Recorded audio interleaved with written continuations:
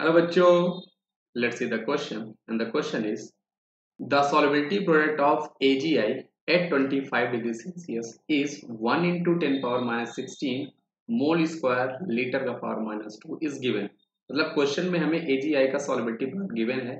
The solubility of AgI in 10 power minus 4 normality solution of KI at 25 degree Celsius approximately is. मतलब हमें solubility of AgI को find करना है, उसकी molar solubility in 10 power minus 4 normality solution of KI में। तो आइए इस क्वेश्चन को सॉल्व करते हैं। देखो इस तरह के क्वेश्चन में कॉमन आयन का इफेक्ट वर्क किया करता है, तो उस पर आपको फोकस करना होता है, तो आपकी गलती नहीं होगी। अगर आप उसको ध्यान नहीं दोगे तो आपका क्वेश्चन गलत हो जाएगा। चलिए मैं आपको सब सॉल्व करता हूँ। सबसे पहले एक्चुअल में होगा क्या, हमारे पास ये जो हमारे पास KI जो आपका सोल्यूशन है, ये पूरी तरह से डिसोसिएट होकर आपको K प्लस और I माइनस दे रहा होगा। अब KI का कंसंट्रेशन हमें क्वेश्चन में कितना गिवन है, जो हमारे पास जिसमें हम अपने AgI को डाल रहे हैं, वो आपका 10 पावर माइनस 4 नॉर्मेलिटी गिवन है।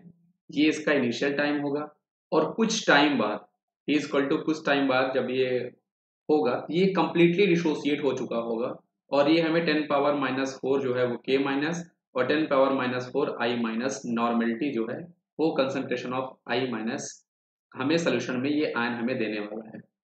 अब ये आप ध्यान रखना। दूसरी चीज यहाँ पर आपको ध्यान देनी है कि आप नॉर्मेलिटी में कंफ्यूज मत होना।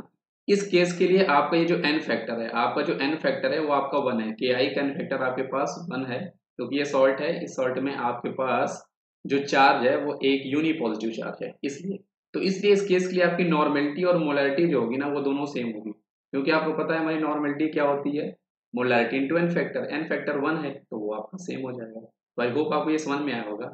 अब हम आगे चलते हैं। आगे क्या होगा कि एक्चुअल में जो आपका AgI है, जब इसका हम सॉल्बिलिटी प्रोडक्ट का फॉर्मूला बनाएंगे तो वहां पर ये चीज आप ध्यान देनी है, ये डिसोसिएट हो रहा होगा, है ना, और ये डिसोसिएट होके आपको Ag plus and I minus जो है वो आपको आयन दिया होगा। जब हम इसकी सॉलिबिलिटी लिखेंगे तो हम एज्यूम करते हैं कि मोलर सॉलिबिलिटी जो है वो आपकी S रही होगी। ये हम बाय डिफॉल्ट लेके चलते हैं और इस तरह हम क्वेश्चन को सॉल्व किया करते हैं। इसका जो हम K सॉलिबिलिटी प्रोडक्ट जब लिखेंगे तो एक्चुअल में आप देखो Ag प्लस आयन हमें 1 मोल मिल रहा है, इसलिए आपका 1 मोलर सॉलिबिलिटी इसकी S हो जाएगी, और I माइनस भी हमें 1 मोल मिल रहा है, इसलिए इसकी भी सॉलिबिलिटी आपकी मोलर सॉलिबिलिटी जो है वो आपकी S होगी।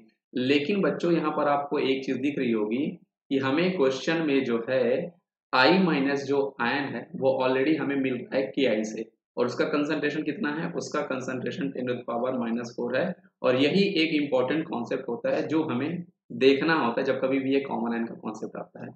अब ये जो आपकी मोलर सॉल्बिलिटी होती है, ये वैल्यू बहुत छोटी हुआ करती है बच्चों, और बिकॉज ऑफ ये वैल्यू बहुत छोटी होती है, इसलिए हम S प्लस 10 पावर माइनस 4 को almost equal to 10 power minus 4 मान सकते हैं, क्योंकि ये जो 10 पावर माइनस 4 है ये वैल्यू मोलर सॉल्बिलिटी के कंपेरिजन में बहुत बड़ी होगी।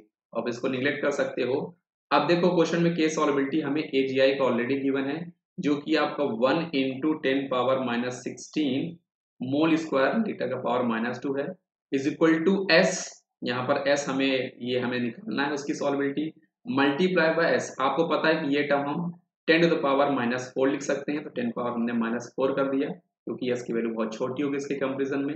फाइनली यहाँ से आपको S जो उसकी सॉल्बिलिटी है वो KI सोल्यूशन में कितनी आने वाली है, इसको आप सॉल्व करो। 1 into 10 power minus 16 divide by 10 power minus 4 करो, ये इससे कैंसिल आउट हुआ, 10 पावर माइनस 12 आएगा।